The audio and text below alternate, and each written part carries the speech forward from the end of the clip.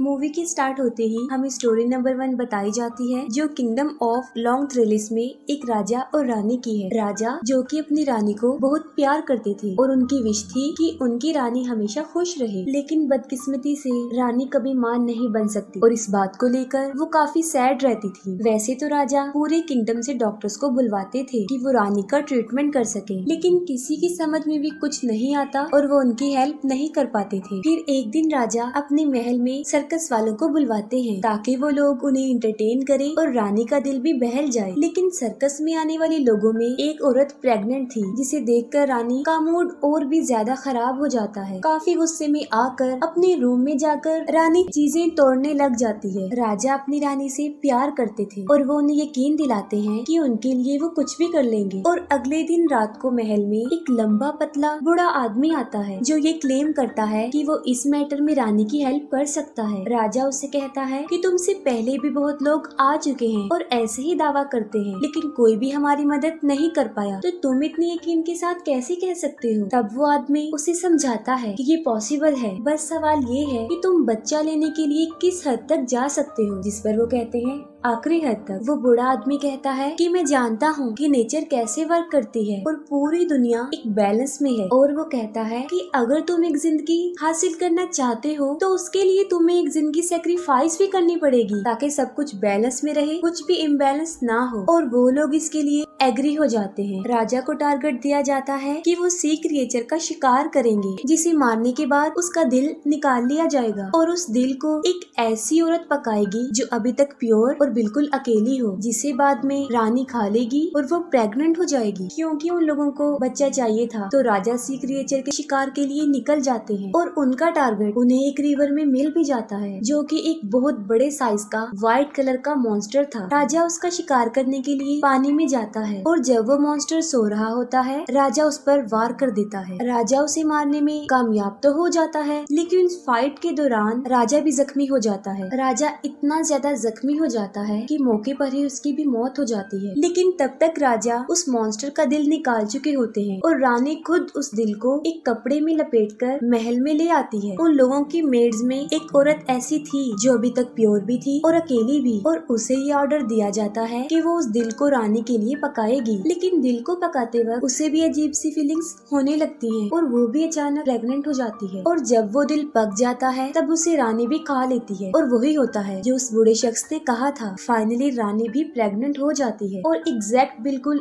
एक ही टाइम पर रानी और वो मेड अपने अपने बच्चों को पैदा करती है। वो दोनों बच्चे लड़के ही थे। रानी अपने बेटे का नाम इलियस रखती है और मेड अपने बेटे का नाम जोना रखती है। फिर कहानी 16 साल के बाद दिखाई जाती है, जहाँ वो बच्चे अब बड़े हो चुके थे। रानी अपने बेटे के साथ बहुत खुश थी, जैसे उसे नई जिंदगी मिल गई हो। वो दोनों बच्चे एक ही दिन पैदा हुए थे और वो नॉर्मल बच्चों से थोड़ा अलग भी थे। उनके सारे हेयर्स व्हाइट कलर के थे, जो बिल्कुल उस सी मॉन्स्टर को रिप्रेजेंट कर रहे थे, और वो दोनों देखने में भी बिल्कुल सेम थे। वो दोनों ट्विंस लगते थे। वो दोनों एक दूसरे के काफी करीब थे, एक दूसरे से मिलते जुलते रहते थे, उनकी फ्रेंडशिप थी। लेकिन महारानी को उन दोनों की दोस्ती पसंद नहीं थी। वो अपने बेटे को समझाती रहती थी कि तुम एक शहजादे हो, तुम्हारी दोस्ती किसी नौकरानी के बेटे से नहीं हो सकती। लेकिन इलियस अपनी मदर की एक नहीं सुनता था और इसके बावजूद भी वो दोनों मिलते थे। और उन दोनों में ये एबिलिटी भी थी कि वो पानी में सांस ले सकते थे और छुपने के लिए अक्सर वो उसी रिवर में जाया करते थे जहाँ पर उस मॉन्स्टर को मारा गया था। रानी अपनी मेड को वार्न करती है कि अगर उसने अपने बेटे को नहीं समझाया तो वो उसे और उसके बेटे दोनों को ही किंगडम से निकाल देगी। लेकिन फिर भी वो बाज नहीं आते थे।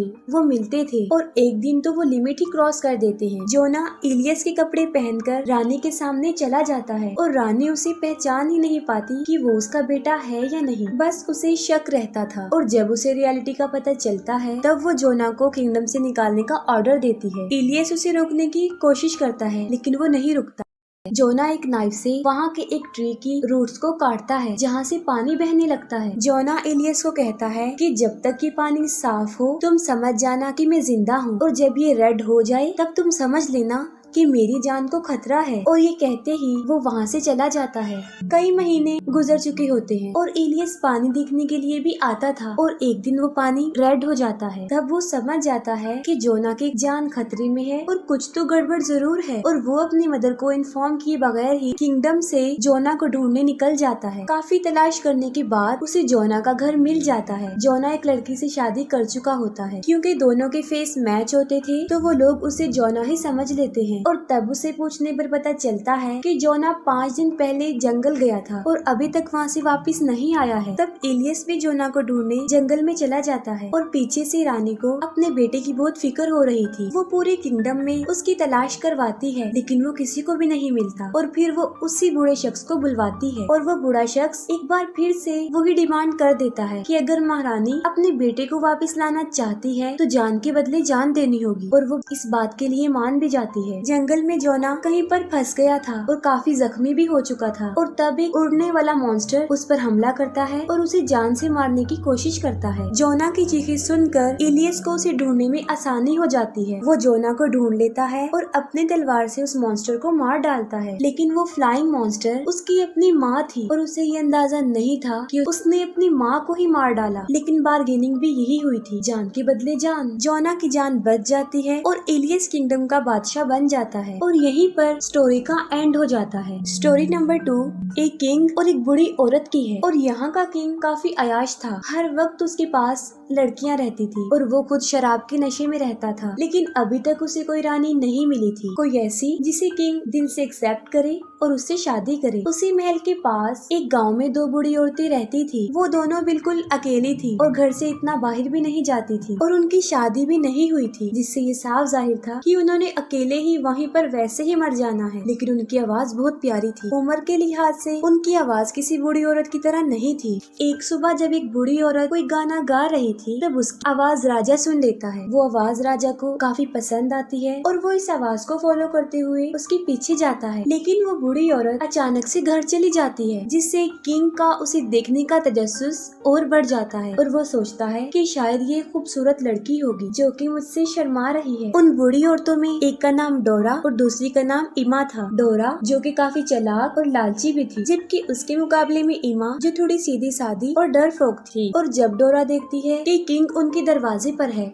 तो उसके दिल में लालच आ जाता है कि शायद अब उनकी किस्मत बदलने वाली है। इसके अलावा वैसे भी सारी जिंदगी उन्होंने अकेले ही गुजार दी थी। वो अंदर से ही किंग को कहती है कि आप 1 हफ्ते बाद आइएगा, मैं आपको अपनी बॉडी का एक पार्ट दिखाऊंगी। और ये सुनकर किंग समझता है कि शायद उसे उसका प्यार मिल गया है, लेकिन उसे नहीं पता था कि वो 2 बूढ़ी औरतें हैं। उम्र ढलने की वजह से उनकी स्किन भी लटक चुकी थी, लेकिन वो बहुत कोशिश करती हैं कि उनकी फिंगर्स जवान लड़की की तरह ही नजर आएं। डोरा अपनी फिंगर्स पर कुछ हर्ब्स लगाती है, लेकिन इससे कुछ भी फायदा नहीं होता। वो अभी भी बूढ़ी औरत की ही उंगलियां लग रही थी, जिसे देखकर वो रोना शुरू कर देती है। लेकिन दूसरी तरफ इमा, जिसने अपनी फिंगर्स को काफी दिनों से मुंह में रखा हुआ था, वो कुछ बेटर लग रही थी। और आज ही 1 हफ्ता भी पूरा होने वाला था, यानी किंग ने उसकी उंगली देखने आना था।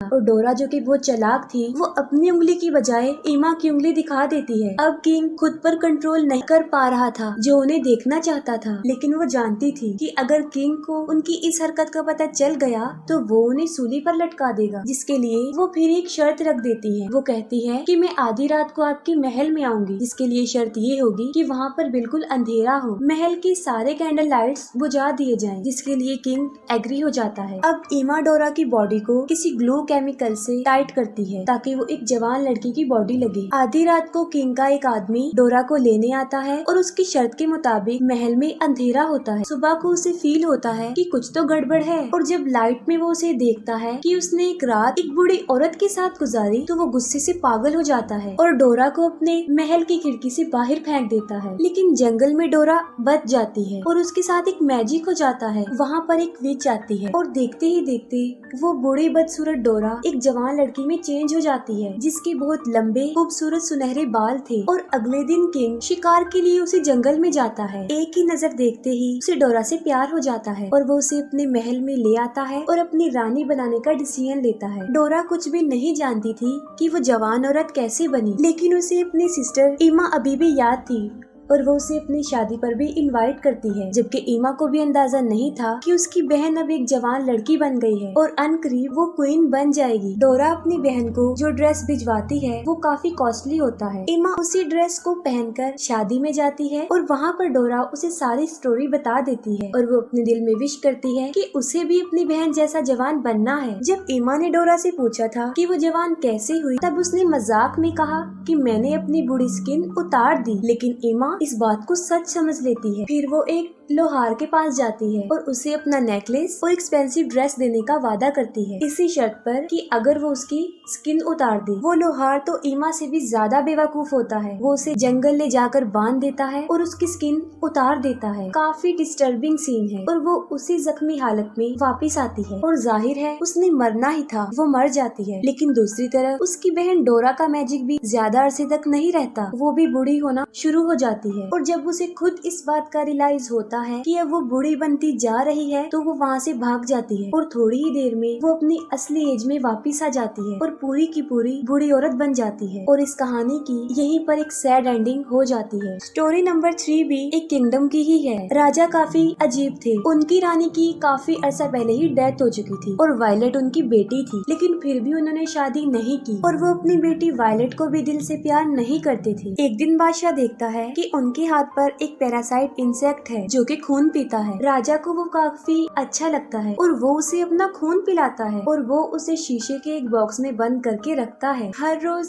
वो उसे अपना खून पिलाता था। वक्त गुजरने के साथ साथ वो इंसेक्ट बड़ा होता जाता है। दूसरी तरफ वायलेट जो अब जवान हो चुकी थी, जो किसी शहजादे की ड्रीम देखती थी, लेकिन बादशाह थोड़ा इर्रिस्पॉन्सिबल था और उसे इस बात का ख्याल नहीं आता और वो अपने इंसेक्ट के साथ ही खुश थी जो कि अब काफी बड़ा हो चुका था। लेकिन एक दिन वो पैरासाइट बीमार हो जाता है और मर जाता है। राजा उसकी सारी स्किन उतार देता है और अपनी बेटी को कहता है कि तुम्हारे लिए हस्बैंड ढूंढने का वक्त आ गया है। वो कहता है कि मैं एक कंपटीशन रखने वाला हूँ और जो भी उसे जीतेगा वो तुम्हें पा लेगा। वायलेट इस बात से खुश तो होती है लेकिन थोड़ी सी अपसेट भी, क्योंकि वो खुद अपनी मर्जी का हस्बैंड तलाश करना चाहती थी, लेकिन फिर भी वो अपने फादर के इस डिसीजन को मान लेती है। पूरे किंगडम में ये ऐलान किया जाता है और राजा अपने महल में वो स्किन लटका देता है और जो भी बताएगा कि ये किसकी स्किन है तो वो जीत जाएगा। बहुत से लोग उसके लिए ट्राई तो करते हैं लेकिन कोई भी प्रॉपर आंसर नहीं दे पाता, क्योंकि आमतौर पर वो इंसेक्ट इतना बड़ा नहीं होता। फिर महल में एक बदसूरत इंसान आ जाए कि कोई भी उसे देखकर डर जाए और वो भी इस कंपटीशन में हिस्सा लेना चाहता था और राजा आखिरकार उसे भी परमिशन दे देता है और वो जानवर जैसा दिखने वाला आदमी सिर्फ स्किन सूंघ कर ही बता देता है कि ये किस इंसेक्ट की स्किन है, जिससे वायलेट और राजा भी हैरान हो जाते हैं। वायलेट जो कि बुरी तरह डर भी जाती है और वो रोते हुए महल की छत पर आ जाती है और वो सुसाइड करने लगती है, लेकिन राजा उसे समझाता है मैं अपनी जुबान से नहीं फिरता और अब यही तुम्हारी फेट है, इसे एक्सेप्ट करो। वायलेट अपने फादर को काफी कहती है कि आप किस तरह के बाप हैं, एक बदसूरत इंसान को अपनी बेटी दे रहे हैं, और कहती है कि मैं एक शहजादी हूँ, लेकिन मजबूरन राजा उस बदसूरत को शहजादी दे देते हैं। वो जबरदस्ती रानी को दूर पहाड़ों में ले जाता है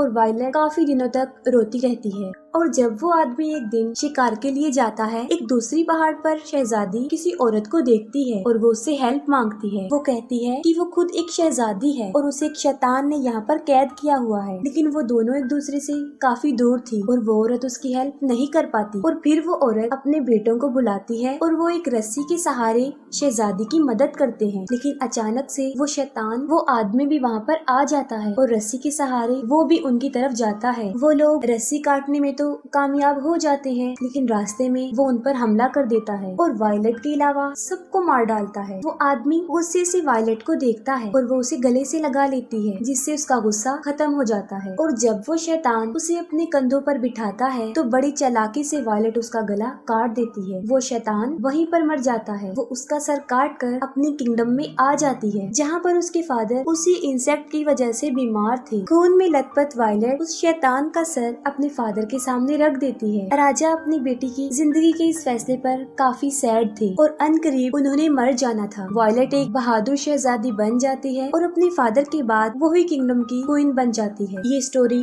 यहीं पर एंड हो जाती है और इसके साथ ही मूवी भी एंड हो जाती है।